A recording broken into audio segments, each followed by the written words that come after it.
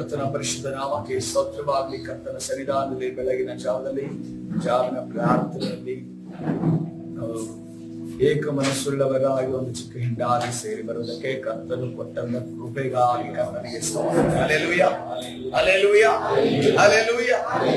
ಕರ್ತನ ಪರಿಶುದ್ಧ ನಾಮಕ್ಕೆ ಸ್ತೋತ್ರವಾಗಿ ನಮ್ಮನ್ನು ನಾವು ಸಮರ್ಪಿಸಿಕೊಳ್ಳುತ್ತಾ ಇನ್ನೇ ದಿವಸದಿಂದ ನಾವು ವಿಚಾರವಾಗಿ ವಿಚಾರವಾಗಿ ಧ್ಯಾನ ಮಾಡ್ತಾ ಇದ್ದೇವೆ. ಯೋಸೇಫನ ಜೀವಿತದ ವಿಚಾರವಾಗಿ. ಯೋಸೇಫನ ಜೀವಿತದಲ್ಲಿ ಅದನ್ನು ಎಷ್ಟು ಆಫೀಸಲ್ಲಿ ಕೆಲಸ ಮಾಡ್ತಾನೆ? 3 ಆಫೀಸಲ್ಲಿ ಕೆಲಸ ಮಾಡ್ತಾನೆ. 3 ಆಫೀಸಲ್ಲಿ ಯಾವುದೇ ಆಫೀಸ್? ಮೊದಲನೇ 44ನ ಮನೆ, ಎರಡನೇದಾಗಿ ಕಾರಾಗೃಹ, ಮೂರನೇದಾಗಿ ಅರಮನೆ. ಇದು ನೋಡ್ತಾ ಇದ್ದೇವೆ.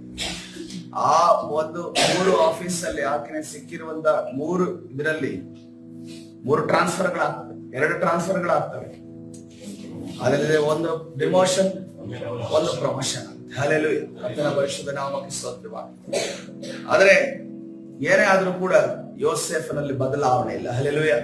ಯಾಕಂದ್ರೆ ಆತನಿಗೆ ಒಂದು ತಿಳಿದಿತ್ತು, ಯೋಬನ ರೀತಿಯಲ್ಲಿ ಯೆಹೋವನೇ ಕೊಟ್ಟ, ಯೆಹೋವನೇ ತಿಳಿದುಕೊಂಡನು. ಹಲ್ಲೆಲೂಯಾ, ಕರ್ತನ ಪರಿಶುದ್ಧ ನಾಮಕ್ಕೆ ಸ್ತೋತ್ರವಾಗಿ. ಯಾವಾಗ ಈ ಸ್ಟೇಟ್ಮೆಂಟ್ ಅಲ್ಲಿ ನಮ್ಮ ಜೀವಿತದಲ್ಲಿ ನಮ್ಮ ಜೀವನ ಪರ್ಯಂತ ನಾವು ಜೀವಿಸ್ತೇವೋ, ನಮಗೇನು ಸಿಕ್ಕಿದ್ರು ಏನಿಲ್ಲ ಅಂತಂದ್ರು ಯಾವ ಭಯ ಇಲ್ಲ, ಯಾವ ಚಿಂತೆ ಇಲ್ಲ. ಯಾಕಂದ್ರೆ ನಮ್ಮ ಕರ್ತನು ಎಲ್ಲವನ್ನ ನಿಯಂತ್ರಣದಲ್ಲಿ ಇಟ್ಟುಕೊಂಡಿದ್ದಾನೆ. Hallelujah, hallelujah. ಲೋಕದವರು ಹೇಳ್ತಾರೆ ಹುಟ್ಟಿಸಿದವನು ಹುಲ್ಲು ಮೇಯಿಸಲ್ಲ ಅಂತ ಅನ್ಕೊಂಡು ಅದನ್ನ ಹೇಳ್ಕೊಂಡು ಅವರು ಧೈರ್ಯವಂತಾರೆ. ಆದ್ರೆ ನಮಗೆ ಅಂತ ಉನ್ನತವಾದ ಜೀವವುಳ್ಳ ವಾಕ್ಯ ಇದೆಯಲ್ಲ, ಆ ಜೀವವುಳ್ಳ ವಾಕ್ಯ ನಮ್ಮ ಬಾಯಲ್ಲಿ ಹೊರಡುವಾಗ ಕಾರ್ಯ ನಡೆಯುತ್ತಲ್ಲ. ಅದ್ಭುತಗಳನ್ನ ಕರ್ತನು ನಮ್ಮ ಬಾಯಿಯ ಮುಖಾಂತರ ಹೊರಡುವಂತ ಮಾತುಗಳಿಂದ ಮಾಡುತ್ತಾನಲ್ಲ. ಅದಕ್ಕೋಸ್ಕರವಾಗಿ ನಾವು ಭರವಸೆ ಉಳ್ಳವರಾಗಿರಬೇಕು. ಹಲ್ಲೆಲೂಯಾ, ಕರ್ತನ ಪರಿಶುದ್ಧ ನಾಮಕ್ಕೆ ಸ್ತೋತ್ರವಾಗಲಿ. ಯೋಸೇಫನನ್ನ ಮೊದಲನೇ ಆಫೀಸ್ ಅಲ್ಲಿ ನೋಡುವಾಗ ಆತನ ಯಾವುದಕ್ಕೋಸ್ಕರ ದೇವರು ಮೇಲಕ್ಕೆ ತಂದನು, ಅಥವಾ 44 ಆತನ ಎಲ್ಲ ಸಮಸ್ತವನ್ನ ಉನ್ನತಿಗೆ ತಂದನು ಯಾಕೆ ಎಂದು ನೋಡುವಾಗ ಏನ್ ಕಾರಣ ಏನು? ಯೆಹೋವನು ಯೋಸೇಫನ ಸಂಗಡ ಇದ್ದರಿಂದ. ಹಲ್ಲೆಲೂಯಾ, ಇಷ್ಟೇ, ಬೇರೆ ಏನು ಸೀಕ್ರೆಟ್ಸ್ ಇಲ್ಲ. ಯೆಹೋವನು ಯೋಸೇಫನ ಸಂಗಡ ಇದ್ದದರಿಂದ ಯೋಸೇಫನ ಮನೆಯಲ್ಲಿ ಯಾವ ಮನೆಯಲ್ಲಿ 44ನ ಮನೆಯಲ್ಲಿ ವಾಸವಾಗಿದ್ದೋ ಆ ಮನೆಯನ್ನ ಕರ್ತನು ಉನ್ನತಿಗೆ ತಂದನು. ಹಲ್ಲೆಲೂಯಾ.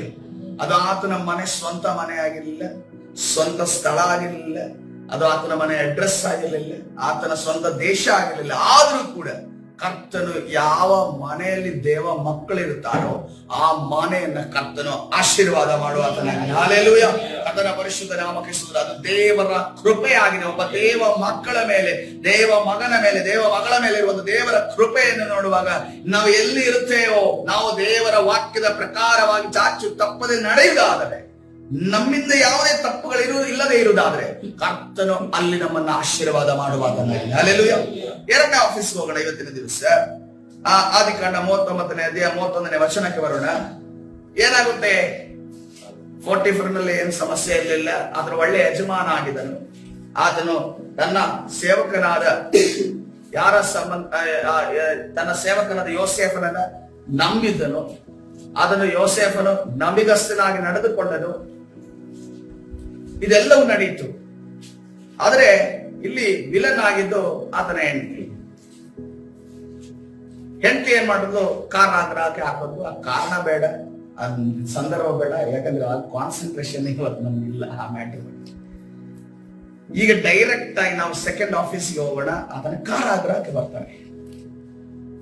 ಕಾರಾಗೃಹ ಬಂದಾಗ ಆದಿಕಾಂಡ 39ನೇ ಅಧ್ಯಾಯ 21ನೇ ವಚನದಲ್ಲಿ, ಆದರೂ ಯೆಹೋವನು ಯೋಸೇಫನ ಸಂಗಡ ಇದ್ದು ಅವನ ಮೇಲೆ ಕೃಪೆಯನ್ನಿಟ್ಟು ಅವನಿಗೆ ಸೆರೆ ಯಜಮಾನನ ಬಳಿಯಲ್ಲಿ ದಯೆ ದೊರಕುವಂತೆ ಮಾಡಿದನು. ಹಲ್ಲೆಲೂಯಾ, ಕರ್ತನ ಪರಿಶುದ್ಧ ನಾಮಕ್ಕೆ ಸ್ತೋತ್ರವಾಗಲಿ. ಇವನ ಮೇಲೆ ಆಪಾದನೆ ಬರುತ್ತೆ, FIR ಆಗುತ್ತೆ. FIR ಆಗಿ ಪೊಲೀಸ್ ಅವರು ಕೋರ್ಟ್ ಪ್ರೆಸೆಂಟ್ ಮಾಡ್ತಾರೆ. ಕೋರ್ಟ್ ಪ್ರೆಸೆಂಟ್ ಮಾಡೋದಾಗ ಇವನ್ ಕಡೆ ಲಾಯರೇ ಇಲ್ಲ, ಇವನ್ ಕಡೆ ಮಾತಾಡುವವರೇ ಇಲ್ಲ. ಯಾಕಂತಂದ್ರೆ ಇವನು ಇರೋದೇ ಆ ದೇಶದಲ್ಲಿ ದೊಡ್ಡ ಕೃಪೆ. ಇವನು ಒಬ್ಬ ದಾಸನಾಗಿ ಆಳಾಗಿದ್ದಾನೆ. ಇವನ್ ಪರ ವಾದ ಮಾಡೋದಕ್ಕೆ ಯಾರು ಇಲ್ಲ. ಡೈರೆಕ್ಟ್ ಆಗಿ ಇವನಿಗೆ ಶಿಕ್ಷೆ ಅನೌನ್ಸ್ ಆಗುತ್ತೆ, ಇವತ್ತು ಸೆರೆ ಮನೆಗೆ ಹಾಕ್ತಾರೆ. ಏನಕ್ಕೆ ಸೆರೆಮನೆಗೆ ಹಾಕ್ತಾರೆ ಅಂತ ನೋಡುವಾಗ, ಒಬ್ಬ ಯಜಮಾನನು ದೇಶದಿಂದ ಖರೀದಿ ಮಾಡಿ ತಂದಂತ ಯಜಮಾನನ ಹೆಂಡತಿಯ ಮೇಲೆ ಇವನು ಅಟೆಂಪ್ಟ್ ಮಾಡಿದ್ದಾನೆ. ಆ ಅಟೆಂಪ್ಟ್ ಒಂದು ಕಾರಣಕ್ಕೋಸ್ಕರವಾಗಿ ಇವನಿಗೆ ಶಿಕ್ಷೆ ಆಗಿದೆ. ಶಿಕ್ಷೆ ಎಷ್ಟು ವರ್ಷ ಅನೌನ್ಸ್ ಆಗಿದೆ ಅಂತ ನಮ್ಗೆ ಅದರದ್ದು ಯಾವುದೇ ಪ್ರಸ್ತಾಪ ನಾವು ಸತ್ಯವೇದದಲ್ಲಿ ನೋಡಲಿಲ್ಲ. ಆದ್ರೆ ಶಿಕ್ಷೆ ಅನೌನ್ಸ್ ಆಗಿದೆ. ಅನೌನ್ಸ್ ಆಗಿ ಇವನು ಒಬ್ಬ ಕೈದಿಯಾಗಿ, ಒಬ್ಬ ಕ್ರಿಮಿನಲ್ ಆಗಿ ಆ ಐಗುಪ್ತ ದೇಶದ ಜೈಲಿಗೆ ಆತನು ಹೋಗ್ತಾ ಇದ್ದಾನೆ. ಕೈದಿಯಾಗಿ ಜೈಲಿಗೆ ಹೋದಾಗ ಅಲ್ಲಿರುವಂತ ಜೈಲರ್ಗಳೇ ಈ ಬೇರೆ ಯಾವುದೇ ಪರಪ್ಪನಗರ ಆಗಿರ್ಬೋದು, ಬಳ್ಳಾರಿ ಜೈಲ್ ಆಗಿರ್ಬೋದು, ಅಥವಾ ತಿಹಾರ್ ಜೈಲ್ ಆಗಿರ್ಬೋದು, ಈ ವಿಚಾರವಾಗಿ ಕೆಲವರು ಜೈಲರ್ಗಳು ಇಂಟರ್ವ್ಯೂಗಳನ್ನು ಕೊಡ್ತಾರೆ.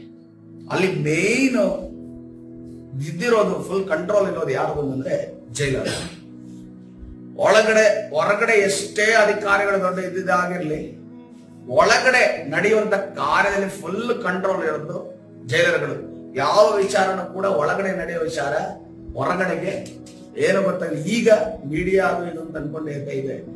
ಈಗ ಎಲ್ಲ ಮೊಬೈಲ್ಗಳು ಒಳನೋಗ್ತವೆ ಅಥವಾ ಕ್ಯಾಮ್ರಾಗಳು ಒಳನೋಗ್ತವೆ. ಇದೆಲ್ಲ ಇರೋದ್ರಿಂದ ಸ್ವಲ್ಪ ಸ್ವಲ್ಪ ಒಳಗಡೆ ಅಂದ್ರೆ ಈ ಕಂಪ್ಲೀಟ್ ಆಗಿ ಜೀವಾವಧಿ ಶಿಕ್ಷೆ ಅಥವಾ ಈ ತಿಹಾರ್ ಜೈಲು, ಈಗ ಇನ್ನೊಂದು ಜೈಲು ಇದೆ ಅಂಡಮಾನ್ ಅಲ್ಲ, ಅದು ಎಲ್ಲಿದೆ ಅಂತ ಗೊತ್ತಿಲ್ಲ, ಅಲ್ಲೊಂದು ಜೈಲು ಇದೆಯಂತೆ, ಅಲ್ಲೊಂದು ತಗೊಂಡೋಗಿ ಹಾಕ್ತಾರಂತೆ. ಆ ಜೈಲುಗಳ ವರದಿಗಳು ಎಲ್ಲೂ ಕೂಡ ಅದು ಹೊರಗಡೆ ಬರೋದಿಲ್ಲ. ಎಲ್ಲೂ ಕೂಡ ಇದೆ. ಫುಲ್ ಕಂಟ್ರೋಲ್ ಯಾರ ಕೈಯಲ್ಲಿರುತ್ತೆ? ಜೈಲರ್ ಕೈಯಲ್ಲಿ. ಇದೇ ರೀತಿಯಲ್ಲಿ ಯಾರಂತ ಇವನು ಸೆರೆ ಯಜಮಾನ. ಈ ಸೆರೆ ಯಜಮಾನನ ಅಂಡರ್ ಅಲ್ಲಿರುವಂತಹ ಆ ಜೈಲಿಗೆ ಕಾರಾಗೃಹಕ್ಕೆ ಯಾರು ಹೋಗಿದ್ದಾರೆ? ಯೋಸೇಫನ ಹೋಗಿದ್ದಾರೆ. ಅಲ್ಲಿ ಕೂಡ ಯೋಸೇಫನ ಸಂಗಡ ಯಾರಿದ್ರಂತೆ? ಕರ್ತನಿದ್ದನು. ಹಲ್ಲೆಲೂಯಾ. ಆತನು ಇರುವಂತದ್ದು ಪೋಟಿಫರನ ಮನೆ ಆಗ್ಲಿ, ಆತನು ಯಾಕೋಬನ ಮನೆ ಆಗ್ಲಿ, ತನ್ನ ತಂದೆಯ ಮನೆ ಆಗ್ಲಿ, ಕಾರಾಗೃಹವಾಗಲಿ ಅಥವಾ ಅರಮನೆಯಾಗಲಿ, ಯಾವಾಗಲೂ ಯಾರಿದ್ರಂತೆ ಆತನ ಜೊತೆ? ದೇವರು ಆತನ ಸಂಗಡ ಇದ್ದಾನೆ ನೋಡ್ತೇವೆ. ಹಲ್ಲೆಲೂಯಾ.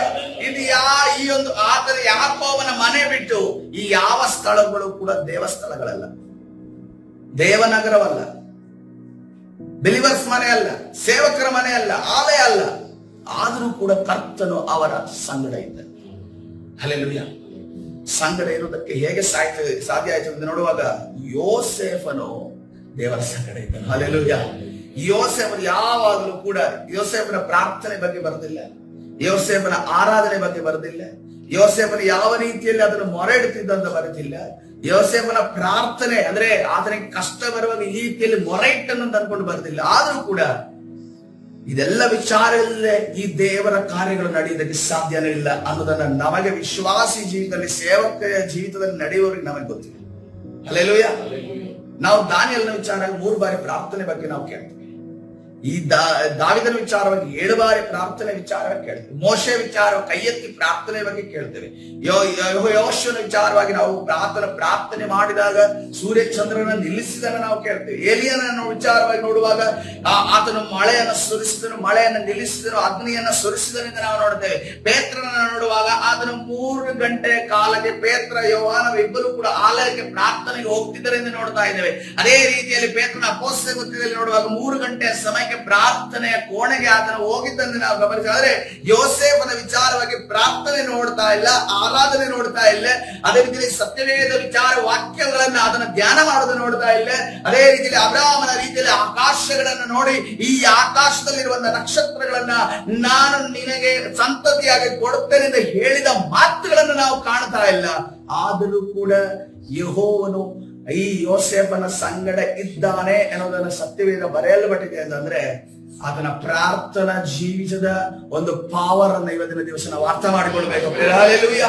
ಕರ್ತನ ಪರಿಶುದ್ಧ ನಾಮಕ್ಕೆ ಸ್ತೋತ್ರವಾಗಲಿ. ನಮ್ಮ ರಕ್ಷಣೆಗೆ ಏನು ಬೇಕಾಯ್ತು ನೋಡ್ರಿ, ಸತ್ಯವೇದವನ್ನ ನಾವು ಕಾದಂಬರಿ ತರ ಹೋದ್ರೆ ಅಥವಾ ನಮ್ಮ ಸೈನ್ಸ್, ಅದೇ ರೀತಿ ಆರ್ಟ್ಸ್, ಕಾಮರ್ಸ್ ಸಬ್ಜೆಕ್ಟ್ಸ್ ತರ ಹೋದ್ರೆ ಯಾವುದಕ್ಕೂ ಅರ್ಥ ಆಗಲ್ಲ. ಯಾಕೆಂತಂದ್ರೆ ನಾವಿಲ್ಲಿ ಯೋಸೇಫ್ ಒಂದು ವಿಚಾರವಾಗಿ ಏನು ಕಾಣ್ತಾ ಇಲ್ಲಲ್ಲ. ಆಗ ಯೋಸೇಫ ಪ್ರಾರ್ಥನೆ ಮಾಡ್ತಾ ಇಲ್ಲ ಅಂತ ಅರ್ಥ, ಯೋಸೇಫ ಆರಾಧನೆ ಮಾಡ್ತಾ ಇಲ್ಲ ಅಂತ ಅರ್ಥ, ಯೋಸೇಫ ಆತನ ವಾಕ್ಯವನ್ನ ಧ್ಯಾನ ಮಾಡ್ತಾ ಇಲ್ಲ, ದೇವರು ಆತನಿಗೆ ವಾಕ್ಯದ ವಿಚಾರ ಮಾತನಾಡಿಲ್ಲ ಅಂತ ಅರ್ಥ. ಸತ್ಯವೇದವನ್ನ ನಾವು ಏರಿದ್ರೆ ಅದು ಅಕ್ಕಿ, ಅದು ಸ್ವಲ್ಪವೇ ಹಾಕ್ತೀವಿ ನೀರಿಗೆ, ಅದು ಹೆಚ್ಚು ಜನರಿಗೆ ಬಡಿಸುವ ರೀತಿಯಲ್ಲಿ ಆಗುತ್ತೆ. ಹಲ್ಲೆಲೂಯಾ. ಕರ್ತನ ಪರಿಶುದ್ಧ ನಾಮಕ್ಕೆ ಸ್ತೋತ್ರವಾಗಿ. ಬೀಜ ಬಿತ್ತುತ್ತೀವಿ ಒಂದು, ಆದ್ರೆ ಸಿವುಡನ್ನ ಕೊಯ್ಯುವಾಗ ಒಂದನ್ನ ನಾವು ಕೊಯ್ಯೋದಿಲ್ಲ, ಎಷ್ಟನ್ನ ಕೊಯ್ತೇವೆ? ಸಾವಿರಾರು ಬೀಜಗಳನ್ನ ನಾವು ಕೊಯ್ತೇವೆ. ಹಲ್ಲೆಲೂಯಾ. ಅದೇ ರೀತಿಯಲ್ಲಿ ದೇವರ ವಾಕ್ಯವಾಗಿದೆ. ಇಲ್ಲಿ ಯೋಸೇಫನ ವಿಚಾರ, ಯೋಸೇಫನ ನಾವು ನೋಡ್ತಾ ಇದ್ದೇವೆ. ಆತನ ಸಂಗಡ ದೇವರಿದ್ದಾರೆ. ಆತನ ಸಂಗಡ ದೇವರಿದ್ದುದರಿಂದ ಏನಾಯ್ತಂತೆ, ಅವನ ಮೇಲೆ ಕೃಪೆಯನ್ನಿಟ್ಟು ಅವನಿಗೆ ಸೆರೆ ಯಜಮಾನನ ಬಳಿಯಲ್ಲಿ ದಯೆ ದೊರಕುವಂತೆ ಮಾಡಿದರು. ಹಲ್ಲೆಲೂಯಾ. ಕರ್ತನ ಪರಿಶುದ್ಧ ನಾಮಕ್ಕೆ ಸ್ತೋತ್ರವಾಗಲಿ. ಈ ಸೆರೆ ಯಜಮಾನನ ಕೆಲಸ ಏನು, ಈ ಜೈಲರ್ದ ಕೆಲಸ ಏನು ಅನ್ಕೊಂಡು ನಾನು ಆ ದಿನದಲ್ಲಿ ಏನ್ಷಿಯಂಟ್ ಆಗಿರುವ ಆ ಪುರಾತನವಾಗಿರುವಂತ ಐಗುಪ್ತ ದೇಶದಲ್ಲಿ ಏನ್ ಕೆಲಸ, ಅವ್ರ ಜವಾಬ್ದಾರಿ ಏನಿದ್ರು, ಮೊದಲದಾಗಿ ಅವರು ಶಿಕ್ಷೆಗೆ ಒಳಪಟ್ಟು ಬಂದಂತ ಲೇಬರ್ಗಳನ್ನ, ನಮಗೂ ಗೊತ್ತಿದೆ, ಆ ಒಂದು ಕೈದಿಗಳನ್ನ ಅವರಿಗೊಂದು ಕೆಲಸ ನೇಮಿಸಲ್ಪಡುತ್ತೆ. ಈಗ ಕೆಲಸಗಳು ತುಂಬಾ ಚೆನ್ನಾಗಿದ್ದಾವೆ. ಮೊದಲಿನ ಕೆಲಸಗಳೇನಿದೆ ನಮ್ಗೆ ಗೊತ್ತಿದ್ದಿಷ್ಟೇ, ದೊಡ್ಡ ದೊಡ್ಡ ಕಲ್ಲುಗಳನ್ನ ಸುತ್ತಿಗೆ ಒಡೆಯೋದು. ಆ ಕೆಲಸಗಳನ್ನ ಯಾರ ಮುಖಾಂತರ ಮಾಡ್ತಾ ಇದ್ರು? ಕೈದಿಗಳ ಮುಖಾಂತರ ಮಾಡಿದ್ರು. ಬಾರಪ್ಪ ಚೆನ್ನಾಗಿ ಮಾಡ್ಕೊ, ಜೀವನ ಮಾಡ್ಕೊಂಡು ಅನ್ಕೊಂಡು ಹೇಳ್ತಾರ. ಮಾಡ ಕೆಲಸ ಅಂತ ಅನ್ಕೊಂಡು ಹೇಳ್ತಾರೆ ಅಷ್ಟೇ, ಎದ ಮೇಲೆ ಅಂತ ಅನ್ಕೊಂಡು ಹೇಳ್ತಾರೆ. ಪೊಲೀಸರ ರಿಯಾಕ್ಷನ್ ಒಂದ್ಸರಿ ಪೊಲೀಸ್ ಸ್ಟೇಷನ್ ಹೋದ್ರೆ ಗೊತ್ತಾಗುತ್ತೆ. ಅವ್ರು ಯಾವಾಗ ಸ್ಮೂತ್ ಆಗಿ ಮಾತಾಡ್ತಾರೆ, ಯಾವಾಗ ಹಾಡಾಗಿ ಮಾತಾಡ್ತಾರೆ ಅಂತ ಗೊತ್ತಾಗಲಿಲ್ಲ. ನೀವು ಸೆಕೆಂಡ್ಗಳು ಚೇಂಜ್ ಆಗುತ್ತೆ, ಸೆಕೆಂಡ್ಗಳಲ್ಲಿ ಅವರ ಎಕ್ಸ್ಪ್ರೆಷನ್ ಚೇಂಜ್ ಆಗುತ್ತೆ. ಅವ್ರು ಸ್ಮೂತ್ ಆಗಿ ಮಾತಾಡ್ತಿದ್ದಾರೆ ಅಂತಂದ್ರೆ ನಮ್ಮನ್ನ ಮುದ್ದು ಮಾಡ್ತಾರೆ ಅನ್ನೋದಲ್ಲ, ನಮ್ಮಿಂದ ಏನ್ ಕಿವಿಕೊಳಗೆ ಸಿಗುತ್ತೆ ಅಂತ ಅನ್ಕೊಂಡು ಅವ್ರು ನೋಡ್ತಾ ಇರ್ತಾರೆ. ಇನ್ನೊಂದು ವಿಷಯ ನೋಡಿದ್ರೆ ಗಾಢಾಗಿ ಮಾಡ್ತಾ ಇದಾರೆ ಅಂದ್ರೆ ನೆಕ್ಸ್ಟ್ ಎಲ್ಲಿ ಬೀಳುತ್ತೋ ಅಂತ ಅನ್ಕೊಂಡು ಆಲೋಚನೆ ಮಾಡ್ಬೇಕು. ಯಾಕಂದ್ರೆ ಇನ್ನೊಂದು ಸ್ಟ್ರಾಟಜಿ ಮಾಡ್ತಾರೆ. ಒಬ್ಬ ಕಳ್ಳನಿಗೆ ಇವನ್ಗೆ ಅರ್ಥ ಆಗ್ಬೇಕು ಅಂತಂದ್ರೆ ಇನ್ನೊಬ್ಬ ಕಳ್ಳನ್ ತಗತಾ ಇರ್ತಾರೆ. ಅವಾಗ ಇವನ್ಗೆ ಅರ್ಥ ಆಗುತ್ತೆ, ಇವನ್ ಬಾಯ್ ಬಿಡಕ್ ಸ್ಟಾರ್ಟ್ ಮಾಡ್ತಾನೆ. ಇದು ಎಷ್ಟೋ ಇದರಲ್ಲಿ ಬಾಯ್ ಬಿಟ್ಟಿದ್ದನ್ನ ನೋಡಿದ್ದೀವಿ. ಸೊ ಇಲ್ಲಿ ಜೈಲರ್, ಈ ಕಾರಾಗೃಹದಲ್ಲಿರೋ ಜೈಲರ್ ಇವನೇನ್ ಮಾಡ್ತಾನೆ, ಅಲ್ಲಿರುವವರಿಗೆ ಆ ಒಂದು ಪುರಾತನವಾದ ಆ ಒಂದು ಜೈಲಲ್ಲಿ, ಆ ಕಾರಾಗೃಹದಲ್ಲಿ ಏನಿತ್ತು, ಒಂದೇನಿತ್ತು, ಒತ್ತಾಯ ಪೂರ್ವಕವಾಗಿ ಅವರಿಗೆ ಕಷ್ಟಕರವಾದ ಕೆಲಸವನ್ನು ಕೊಡ್ತಾ ಇದ್ರು. ಎರಡನೇದಾಗಿ ಆ ಜೈಲರ್ಗೆ ಇರುವಂತ ಆ ಒಂದು ಜವಾಬ್ದಾರಿ ಏನಂತಂದ್ರೆ, ಬಂದಿರುವಂತ ಕ್ರಿಮಿನಲ್ಸ್ ಯಾರು ಕೂಡ ತಪ್ಪಿಸ್ಕೊಂಡು ಹೋಗ್ಬಾರ್ದು, ಎಲ್ಲ ಅವನ ಹತೋಟಿಯಲ್ಲಿ ಇಡಬೇಕು. ತಿಂಡಿಯ ಸಮಯಕ್ಕೆ ಅಲ್ಲಿ ತಟ್ಟೆ ಇಟ್ಕೊಂಡು ಲೋಟ ಇಟ್ಕೊಂಡು ಯಾರು ಬರ್ಬೇಕು? ಕೈದಿ ಬರ್ಬೇಕು, ಮಧ್ಯಾಹ್ನ ಬರ್ಬೇಕು, ರಾತ್ರಿ ಬರ್ಬೇಕು. ಯಾವುದೇ ರೀತಿಯಲ್ಲಿ ಅವನ ಕಂಟ್ರೋಲ್ ಇಲ್ಲದೆ ಯಾವುದು ಕೂಡ ನಡೆಯಂಗಿಲ್ಲ ಅನ್ನೋ ರೀತಿಯಲ್ಲಿ ಎರಡನೇ ವಿಚಾರ. ಮೂರನೇದಾಗಿ ಅದನ್ನು ಎಲ್ಲರ ಹೆಸರುಗಳನ್ನ ಬರೆದಿಟ್ಕೋಬೇಕು. ಯಾರ್ಯಾರು ಏನ್ ಶಿಕ್ಷೆಗೆ ಬಂದಿದ್ದಾರೆ, ಎಷ್ಟು ಶಿಕ್ಷೆ, ಇವ್ರಿಗೆ ಏನೇನು ಕೊಡಲ್ಪಟ್ಟಿದೆ, ಎಲ್ಲಾ ರೆಕಾರ್ಡಿಂಗ್. ಯಾವ ರೀತಿಯಲ್ಲಿ ಒಂದು ಮಕ್ಕಳ ಅಡ್ಮಿಷನ್ ಸ್ಕೂಲ್ಗೆ ನಡೆಯುತ್ತೋ ಅದೇ ರೀತಿಯಲ್ಲಿ ಎಲ್ಲವೂ ಕೂಡ ರೆಕಾರ್ಡ್ಸ್ ಇರ್ಬೇಕು. ಆ ರೆಕಾರ್ಡ್ಸ್ ಅನ್ನ ಯಾರು ಮೇಂಟೈನ್ ಮಾಡ್ಬೇಕು? ಒಬ್ಬ ಕಾರಾಗೃಹದಲ್ಲಿರುವ ಜೈಲರ್ ಮೇಂಟೈನ್ ಮಾಡ್ಬೇಕು. ನಾಲ್ಕನೇದಾಗಿ ಇವರಿಗೆ ಪನಿಷ್ಮೆಂಟ್ಸ್ ಇರುತ್ತೆ ಮತ್ತು ಇವರನ್ನ ಶಿಸ್ತುಗೊಳಪಡಿಸೋದಿರುತ್ತೆ. ಏನಾಗುತ್ತೆ ಅಂತಂದ್ರೆ, ಮೊದಲಿಂದ ನಾವು ಶಿಕ್ಷೆಗಳನ್ನ ನೋಡೋದಾದ್ರೆ 30 ಚಡಿಯೇಟುಗಳು, ಈಗದೇನಂತಂದ್ರೆ ಇಷ್ಟು ದಂಡ ಮತ್ತು ಇಷ್ಟು ವರ್ಷ ಜೈಲು. ಮೊದಲು ಹಾಗೆ ಇಲ್ಲ, 40 ಚಡಿಯೇಟು ಅಥವಾ 30 ಚಡಿಯೇಟು, 50 ಚಡಿಯೇಟು. ನಾವು ಯೇಸು ಕ್ರಿಸ್ತನ ವಿಚಾರವಾಗಿ ಯೇಸು ಕ್ರಿಸ್ತರನ್ನ ಹಿಡಿದು ತೆಗೆದುಕೊಂಡು ಹೋದ ನಂತರ ರೋಮನ್ ಸಾಮ್ರಾಜ್ಯದ ಎಷ್ಟು ಚಡಿಯೇಟುಗಳನ್ನು ಕೊಟ್ಟರು? 30 ಚಡಿಯೇಟುಗಳನ್ನು ಕೊಟ್ಟರು. ಆ ಚಡಿಯೇಟುಗಳನ್ನ ಕೂಡ ಶಿಕ್ಷೆ ಜೊತೆ ಅನೌನ್ಸ್ ಮಾಡ್ತಾ ಇತ್ತು. ಇದೇ ರೀತಿಯಲ್ಲಿ ಅಲ್ಲಿ ಪನಿಷ್ಮೆಂಟ್ ಇರ್ತಾ ಇತ್ತು, ಮತ್ತೆ ಅವರಿಗೆ ಶಿಸ್ತತ್ವ ಇರ್ತಾ ಇತ್ತು. ಏನೇ ಆದ್ರೂ ಕೂಡ ಡಿಸಿಪ್ಲಿನ್ ಆಗಿರ್ಬೇಕು. ಯಾಕಂದ್ರೆ ಕ್ರಿಮಿನಲ್ಸ್ ಎಲ್ಲ ಒಟ್ಟಿಗೆ ಸೇರಿರ್ತಾರೆ, ಒಬ್ರು ಜಗಳ ಆಡಂಗಿಲ್ಲ, ಒಬ್ರು. ಯಾಕಂದ್ರೆ ಇದೇ ಸಾಮಾನ್ಯವಾಗಿ ನಡೆಯೋದು. ಯಾಕಂದ್ರೆ ಎಲ್ರು ದುಷ್ಟರು ಒಂದೇ ಸರಿ ಸೇರ್ಬಿಡ್ತಾರ. ಒಬ್ರಿಗೆ ನಾನ್ ದೊಡ್ಡವನು, ನಾನ್ ದೊಡ್ಡ ಕ್ರಿಮಿನಲ್ ಅಂತ ಅಂತೀರಿ. ನಾವು ಲೋಕದಲ್ಲಿ ಏನಂತೀವಿ? ನಾವು ಕ್ರಿಮಿನಲ್ ಅನ್ನೋದು. ಜೈಲಿಗೆ ಹೋದ್ಮೇಲೆ ಅವ್ರೇನಂತಾರೆ, ನಾನೇ ದೊಡ್ಡ ಕ್ರಿಮಿನಲ್, ನಾನೇ ದೊಡ್ಡ ಮರ್ಡರ್ ಮಾಡಿದ್ದು ಅನ್ನೋ ರೀತಿಯಲ್ಲಿ ಹೇಳ್ತಾರೆ. ಹಂಗೆ ರೀತಿಯಲ್ಲಿ ಆ ರೀತಿಯಲ್ಲಿ ಅವರ ಒಂದು ಶೌರತ್ವವನ್ನು ಅವರು ಅಲ್ಲಿ ತೋರಿಸ್ತಾರೆ. ಇದೆಲ್ಲವನ್ನ ಯಾರ ಕಂಟ್ರೋಲ್ ಅಲ್ಲಿ ಇಟ್ಕೊಳ್ಬೇಕಿತ್ತು? ಒಬ್ಬ ಕಾರಾಗೃಹದ ಸೆರೆ ಯಜಮಾನನ ಕಂಟ್ರೋಲ್ ಅಲ್ಲಿ ಇಟ್ಕೊಳ್ಬೇಕು. ಈ ಸೆರೆ ಯಜಮಾನನ ಜವಾಬ್ದಾರಿ ಇಷ್ಟಿದೆ. ಈಗ ಯೋಸೇಫನ ಸ್ಥಳಕ್ಕೆ ಹೋಗ್ತಾ ಇದ್ದಾನೆ. ಅದನ್ನೇನ್ ಮಾಡ್ತಾ ಇದ್ದಾನೆ? ಸೆರೆ ಮನೆಯ ಯಜಮಾನನು ಸೆರೆಯಲ್ಲಿದ್ದವರೆಲ್ಲರನ್ನು ಯಾರ ಕೈಗೆ ಒಪ್ಪಿಸುತ್ತದೆ? ಯೋಸೇಫನ ಕೈಗೆ ಒಪ್ಪಿಸಿದನು. ಹಲ್ಲೆಲೂಯಾ. ಒಬ್ಬ ಜೈಲರ್ನ ಅಧಿಕಾರ ಅಥವಾ ಒಬ್ಬ ಕಾರಾಗೃಹದ ಯಜಮಾನ, ಸೆರೆ ಯಜಮಾನನ ಒಂದು ರೆಸ್ಪಾನ್ಸಿಬಿಲಿಟಿ ಇನ್ನೊಂದು ಸೆರೆ ಯಜಮಾನ ಕೊಡ್ತಾರೆ. ಒಬ್ಬ ಹೆಚ್ಚಂದು ಒಂದು ರೆಸ್ಪಾನ್ಸಿಬಿಲಿಟಿ ಯಾರು ಕೊಡ್ತಾರೆ? ಒಂದು ಇನ್ಚಾರ್ಜ್ ಕೊಡ್ತಾರೆ ಅಥವಾ ಇನ್ನೊಬ್ಬ ಹೆಚ್ಚಕೊಂಡ್ ಬರ್ಬೇಕು. ಇಲ್ಲಿ ಯಾರು ಕೊಡ್ತಾ ಇದ್ದಾರೆ? ಒಬ್ಬ ಹೊಸ ಹುಡುಗ, ಯವನಸ್ಥ ಹುಡುಗ, ಈಗಷ್ಟೇ ಜಗತ್ತನ್ನ ನೋಡಿದ್ದಾನೆ. ತನ್ನ ತಂದೆಯಿಂದ ಮುದ್ದಾಗಿ ಬೆಳೆದಿರುವಂತ ಯೋಸೇಫ ಈಗ ಎಲ್ಲಿ ಬರ್ತಾ ಇದ್ದಾನೆ? ಕಾರಾಗೃಹಕ್ಕೆ ಸಂದರ್ಭ ಪರಿಸ್ಥಿತಿ ಅನುಗುಣವಾಗಿ ಬಂದಿದ್ದಾನೆ. ಅವನ ಕೈಗೆ ಈ ಅಧಿಕಾರವನ್ನ ಕೊಡ್ತಾರೆ ಅಂದ್ರೆ ಬೇರೆ. ಹಲ್ಲೆಲೂಯ. ಅವನಲ್ಲಿರುವಂತಹ ಕ್ವಾಲಿಟಿಗಳೇನಿರ್ಬೋದು, ಅವನಲ್ಲಿರುವಂತ ಯೋಗ್ಯತೆ ಏನಿರ್ಬೋದು, ಅವನಲ್ಲಿರುವಂತ ಜ್ಞಾನ ಏನಿರ್ಬೋದು, ನೋಡದೆ ಒಬ್ಬ ಸೆರೆ ಯಜಮಾನನು ಈ ಜವಾಬ್ದಾರಿಯನ್ನು ಕೊಡೋದಕ್ಕೆ ಸಾಧ್ಯ ಇಲ್ಲ. ನಮ್ಮ ಕೆಳಗಡೆ ನಾವು ಕೆಲಸ ಮಾಡೋರಿಗೆ ನಾವು ಅವರ ಕೆಲಸಗಳನ್ನು ನೋಡಿ ಕೆಲಸಕ್ಕೆ ಕೊಡ್ತೀವಿ. ಅದೇ ರೀತಿಯಲ್ಲಿ ಸೆರೆ ಯಜಮಾನನು ಯೋಸೇಫನಿಗೆ ಈ ಅಧಿಕಾರವನ್ನ ಕೊಡ್ತಾ ಇದ್ದಾನೆ ಅಂತ ಅಂದಾಗ ಆಲೋಚನೆ ಮಾಡ್ರಿ, ಇದೆಲ್ಲ ರೆಸ್ಪಾನ್ಸಿಬಿಲಿಟಿಯನ್ನ ನಿಭಾಯಿಸೋದಕ್ಕೆ ಶಕ್ತಿ, ಸಾಮರ್ಥ್ಯ, ಜ್ಞಾನ, ವಿವೇಕ ಈತನು ಹೊಂದಿದ್ದ ಮಾತ್ರವೇ ಕೊಡೋದು. ಆದ್ರೆ ಯೆಹೋವನು ಆತನ ಸಂಗಡ ಇದ್ದುದರಿಂದ ಆ ಒಂದು ಜವಾಬ್ದಾರಿಯನ್ನ ತೆಗೆದು ಅಲ್ಲಿ ನಾವು ನೋಡ್ತಾ ಇದ್ದೇವೆ. ಆ ಒಂದು ಸೆರೆ ಯಜಮಾನನು ಯೋಸೇಫನ ಕೈಗೆ ಆ ಬೀಗದ ಕೈಯನ್ನ ಒಪ್ಪಿಸುತ್ತಿರುವುದನ್ನ ನಾವು ಗಮನಿಸ್ತೇವೆ. ಹಲ್ಲೆಲೂಯಾ. ಅಲ್ಲಿರುವಂತ ಎಲ್ಲಾ ಕ್ರಿಮಿನಲ್ಸ್ ಗಳನ್ನ, ಅವರ ಎಲ್ಲಾ ವಿಚಾರಗಳನ್ನ, ಅವರ ಎಲ್ಲಾ ಆಗು ಹೋಗುಗಳನ್ನ ಯಾರ ಕೈಗೆ ಒಪ್ಪಿಸ್ತಾ ಇದ್ದಾರೆ? ಆ ಒಂದು ಯೋಸೇಫನಿಗೆ ಒಪ್ಪಿಸ್ತಾ ಇದ್ದಾರೆ. ಹಲ್ಲೆಲೂಯಾ. ಯೋಸೇಫನು ಅಲ್ಲಿ ಕಾರಾಗೃಹದ ಯಜಮಾನಿಕೆ ನಡೆಸೋದಕ್ಕೆ ಬಂದಿದ್ದ ಅಲ್ಲ. ಆತನ ಏನಕ್ಕೆ ಬಂದಿದ್ದು? ಆತನು ಶಿಕ್ಷೆ ಅನುಭವಿಸುವುದಕ್ಕೆ ಬಂದಿದ್ದು. ಇನ್ನು ನಾನು ಮತ್ತೆ ತಿರುಗಿ ದೇಶಕ್ಕೆ ಹೋಗ್ತೇನೆ ಅಂತ ಗೊತ್ತಿಲ್ಲ, ಈ ದೇಶದಲ್ಲಿ ಇದರಿಂದ ನಾನು ಬಿಡುಗಡೆ ಆಗ್ತೇನೆ ಅಂತ ಗೊತ್ತಿಲ್ಲ, ಕಾರಾಗೃಹದಲ್ಲಿ ಸಾಯ್ತೇನೋ ಬದುಕ್ತೇನೋ ಗೊತ್ತಿಲ್ಲ ಅನ್ನುವಂತ ಪರಿಸ್ಥಿತಿಯಲ್ಲಿದೆ ಯೋಸೇಫನ ಕೈಗೆ ಕಾರಾಗೃಹದ ಜವಾಬ್ದಾರಿಯನ್ನ ಕರ್ತನು ಈ ಒಂದು ಸೆರೆ ಯಜಮಾನನ ಮುಖಾಂತರ ಕೊಟ್ಟು. ಹಲ್ಲೆಲೂಯಾ. ಇದು ಹೇಗೆ ಸಾಧ್ಯ ಆಯ್ತು? ಹೇಗೆ ಸಾಧ್ಯ ಆಯ್ತು? ಒಬ್ಬ ಕೈದಿಯ ರೀತಿಯಲ್ಲಿ ಯೋಸೇಫ್ ಇದ್ರೆ ಸಾಧ್ಯ ಇಲ್ಲ. ಒಬ್ಬ ಕೈದಿಯ ರೀತಿಯಲ್ಲಿ ಅವನು ಕೂತ್ಕೊಂಡಿದ್ರೆ ಸಾಧ್ಯ ಇಲ್ಲ. ಹೇಗೆ ಸಾಧ್ಯ ಆಯ್ತು? ಒಂದು ಯೆಹೋವನ ಸಂಗಡ ಇದರಿಂದ ಅನ್ನೋದನ್ನ ಅರ್ಥ. ಯೆಹೋವನು ತನ್ನ ಸಂಗಡ ಇದ್ರಿಂದ ಏನ್ ಕಾರ್ಯ ಮಾಡಿರ್ಬೋದು ಆ ಜೈಲಿನ ಒಳಗಡೆ? ಏನಾದ್ರೂ ಸೆರೆ ಯಜಮಾನರಿಗೆ ಸಹಾಯ ಬೇಕಾಗಿರುತ್ತೆ, ಅದು ಅವನದಲ್ಲ ಕೆಲಸ. ಆದ್ರೂ ಕೂಡ ಓಡೋದು ಯಾರು ಮಾಡಿರ್ತಾನೆ? ಯೋಸೇಫ ಮಾಡಿರ್ತಾನೆ. ಇನ್ನೊಬ್ರು ಯಾರೋ ಕ್ರಿಮಿನಲ್ಸ್ ಜಗಳ ಆಡ್ತಾ ಇರ್ತಾರೆ, ಏನ್ ಹೇಳಿದ್ರು ಕೇಳ್ತಾ ಇಲ್ಲ, ಗುದ್ದಾಡ್ತಾ ಇದಾರೆ, ಯಾವಾಗ ನೋಡಿದ್ರು ಅವ್ರಿಗೆ ಗುದ್ದಾಟ ನಡೀತಾ ಇರುತ್ತೆ. ಯೋಸೇಫ ಹೋಗ್ತಾನೆ, ನಿಲ್ತಾನೆ, ಅಲ್ಲಿ ಮಾತುಗಳನ್ನ, ಜ್ಞಾನದ ಮಾತುಗಳನ್ನ ಆಡ್ತಾನೆ, ಜಗಳವನ್ನು ಬಿಡಿಸ್ತಾನೆ. ಯೋಸೇಫ್ ಇನ್ನೂ ಏನಂತಂದ್ರೆ ಸರಿಯಾಗಿ ಹೊಡೆದಿದ್ದಾರೆ ಕ್ರಿಮಿನಲ್ಗೆ, ರಕ್ತವರ ಹೊಡೆದಿದ್ದಾರೆ. ಹೊಡೆದಂತ ಕ್ರಿಮಿನಲ್ ಹೋಗಿ ಆತನು ಪಾಲನೆ ಪೋಷಣೆ ಮಾಡ್ತಾ ಇದ್ದಾನೆ, ಸಹಾಯ ಮಾಡ್ತಾ ಇದ್ದಾನೆ. ಆವಾಗ ಇದನ್ನು ನೋಡಿದಂತ ಜೈಲರು ಇವನ್ನೆಲ್ಲವನ್ನು ನಿಭಾಯಿಸ್ತಾ ಇದ್ದಾರಲ್ಲ, ಎಲ್ಲವನ್ನು ನಿಭಾಯಿಸ್ತಾ ಇದ್ದಾರಲ್ಲ. ನೋಡ್ರಿ, ಜೈಲರ್ ಒಂದನ್ನು ಆಲೋಚನೆ ಮಾಡಿಲ್ಲ, ಎಲ್ಲರನ್ನ ನಿಭಾಯಿಸುವಂತ ಇವನು ಒಂದು ವೇಳೆ ಇವನ್ನ ನಾನು ಲೀಡರ್ ಮಾಡಿದ್ರೆ ನಾಳೆ ದಿವಸ ನನ್ನ ಸ್ಥಾನ ಹೋಗುತ್ತೆ ಅಂತ ಅನ್ಕೊಂಡು ಆಲೋಚನೆ ಮಾಡಿಲ್ಲ. ಯಾಕೆಂದ್ರೆ ಅವನು ಇಲ್ಲಿ ಯಜಮಾನನಿಗೂ ವಿಧೇಯನಾಗಿ ನಡೀತಿದ್ದನು, ಅದೇ ರೀತಿಯಲ್ಲಿ ಆತನು ಅಲ್ಲಿರುವಂತ ಜನರಿಗೂ ಕೂಡ ಪರಿಹಾರವನ್ನು. ಯಾಕಂದ್ರೆ ಯೋಸೇಫ ಎನ್ನುವಂತಹ ಪದದ ಅರ್ಥ ಏನು ಗೊತ್ತಾ? ಸೊಲ್ಯೂಷನ್, ಪರಿಹಾರ. ಅವನು ಎಲ್ಲಿ ನಿಂತರೂ ಕೂಡ ಆತನಿಗೆ ಪರಿಹಾರವನ್ನು ಕೊಡುವಂತ ವ್ಯಕ್ತಿಯಾಗಿದ್ದಾನೆ. ಹಲ್ಲೆಲೂಯಾ. ತನಗೆ ಏನು ಹೇಳಬೇಕಂತಿಲ್ಲ, ಬೆಳಗ್ಗೆ ಎದ್ದು ಎಲ್ಲರ ಬಿಟ್ಟು ಹೇಳಪ್ಪ ಅಂದ್ಕೊಂಡು ತಟ್ಟಿ ಎಬ್ಬಿಸ್ಬೇಕಿದ್ರೆ ಅವನೇ ಎದ್ದು ಕೆಲಸ ಮಾಡುವಂತ ವ್ಯಕ್ತಿ ಆತನು ಆಗಿದ್ದರಿಂದ ನೋಡ್ರಿ, ನಮ್ಗೆ ಯಾರಿಗೂ ಕೂಡ ಒಂದು ಕೆಲಸ ಮಾಡಿಸೋರಿಗೆ ನೋಡಿ ಕೆಲಸ ಮಾಡ್ಬೇಕು ಅಂತ ಹೇಳ್ತಾರೆ. ಹೇಳಿ ಕೆಲಸ ಮಾಡಿಸೋದಲ್ಲ, ನೋಡಿ ಕೆಲಸ ಮಾಡ್ಬೇಕು ಅಂತ ಹೇಳ್ತಾರೆ.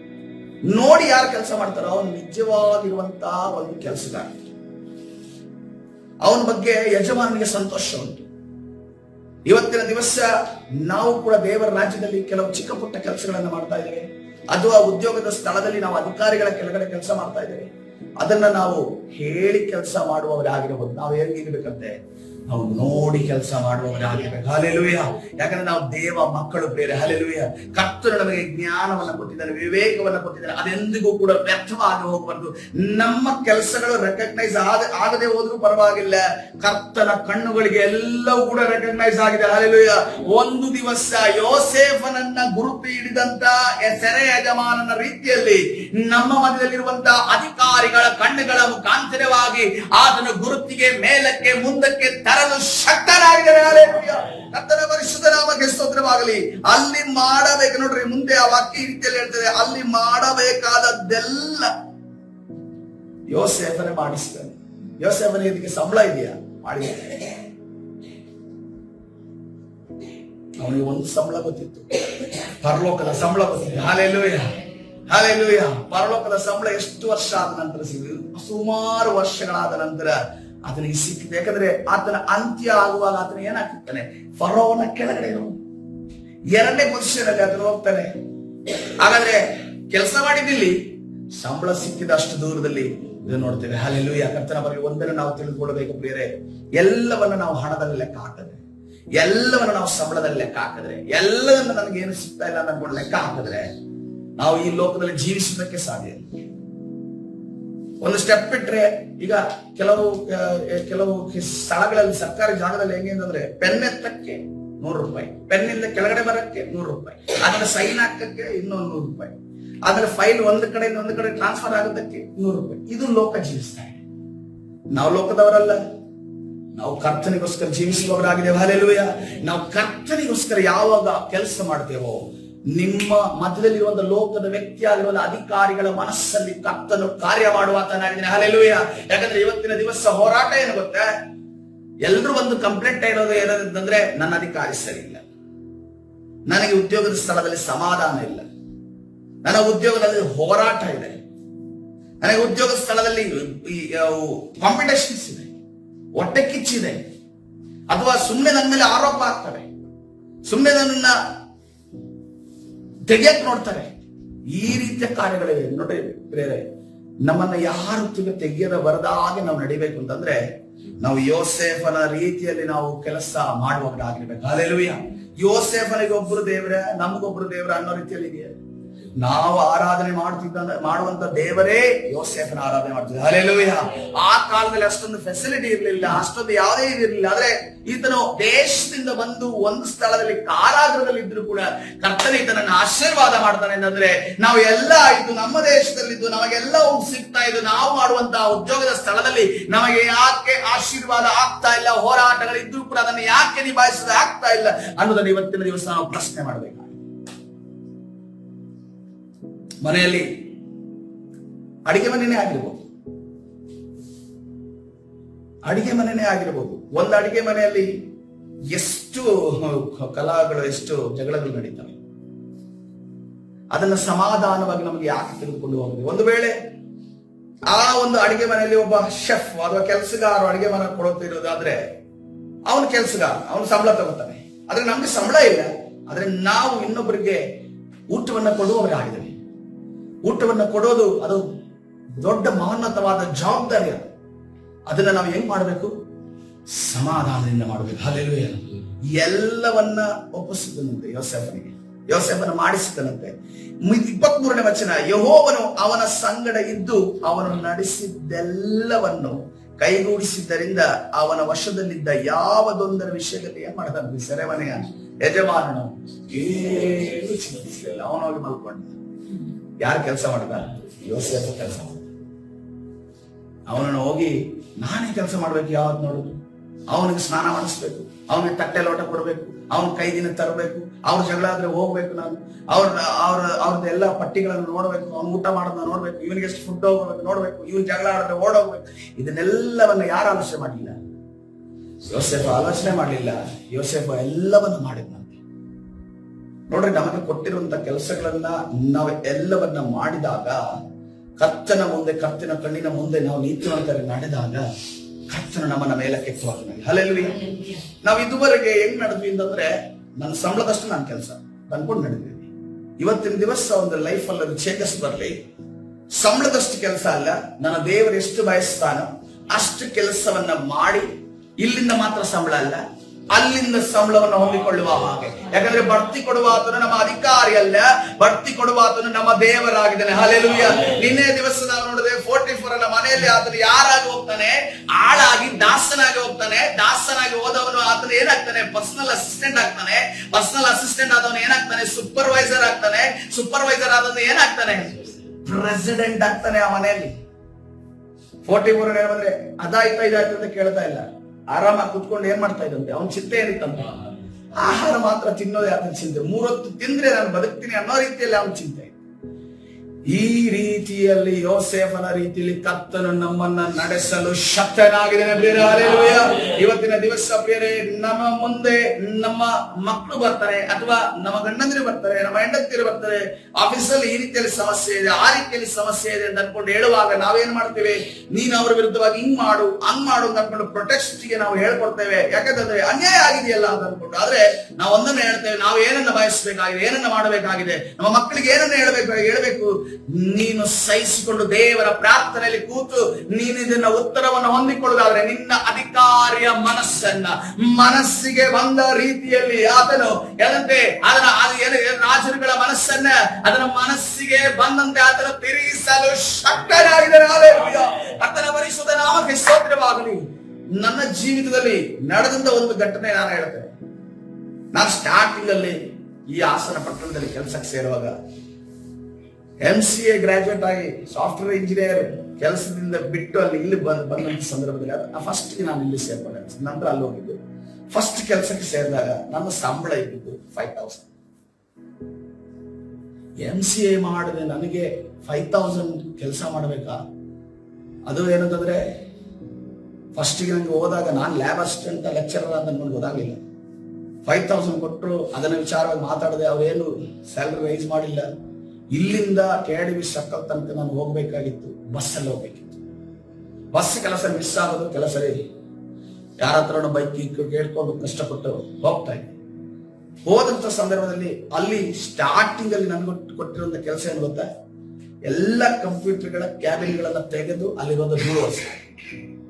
ನಾನು ಅದನ್ನ ಯಾವ ರೀತಿಯಲ್ಲಿ ಒಪ್ಕೊಂಡು ಏನಂದ್ರೆ ನನ್ಗೆ ಮನಸ್ಸು ಗೊತ್ತಾಗಲಿಲ್ಲ. ಟೋಟಲ್ ನನ್ಗೆ ಏನ್ ಬೇಕಾಗಿತ್ತು? ಅವಾಗ ಕೆಲಸ ಬೇಕಾಗಿತ್ತು. ಯಾಕೆಂತಂದ್ರೆ ಇಲ್ಲಿ ಅಂಕಲ್ ಆಂಟಿ ಪಾಸ್ಟರ್ ಮನೇಲಿ ಕುತ್ಕೊಂಡು ನನಗೆ ಸುಮ್ಮನೆ ತಿನ್ನೋದಕ್ಕೆ ಮನಸ್ಸಿಲ್ಲ. ಒಂದಾಗಲೂ ತಿನ್ನೋದಕ್ಕೂ ನಾನು ದುಡಿಬೇಕು ಅಂತ ಅನ್ಕೊಂಡು ನಾನು ಬಯಸ್ತೇನೆ. ಯಾಕಂದ್ರೆ ಚಿಕ್ಕಂದಲ್ಲಿ ನಾವು ಆ ರೀತಿಯನ್ನೇ ಬೆಳೆದಿವಿ. ನಮ್ಮನೇನೆ ಅಂಕಲ್ ಯಾವತ್ತೂ ಕೂಡ ನನ್ನ ಹತ್ರ ಒಂದು ಊಟ ಮಾಡ್ದಪ್ಪ ಕೊಡ 60 ರೂಪಾಯಿ ಅಂತ ಅನ್ಕೊಂಡು ಯಾವತ್ತೂ ಕೇಳಿಲ್ಲ. ಆದರೆ ಅವರ ಪ್ರೀತಿ ಅವರು ಕೊಟ್ಟಿರುವಂತ ಎಲ್ಲವೂ ಇದ್ರೂ ಕೂಡ ನನಗೇನು ಅಂತಂದ್ರೆ ನಾನು ದುಡಿದೆ ತಿನ್ನೋದಕ್ಕೆ ನನ್ಗೆ ಇಷ್ಟ ಇರಲಿಲ್ಲ. ಸೊ ಅದಕ್ಕೋಸ್ಕರ ನಾನೇನ್ ಮಾಡ್ತಿದ್ದೆ, ಎಷ್ಟಾದ್ರೂ ಪರವಾಗಿಲ್ಲ ಅಲ್ಲಿ ಹೋಗ್ತೀನಿ, ಕಷ್ಟಪಟ್ಟರು ಪರವಾಗಿಲ್ಲ, ಎಲ್ಲ ಕ್ಲೀನ್ ಮಾಡೋದು ಎಲ್ಲ ಆಯ್ತು.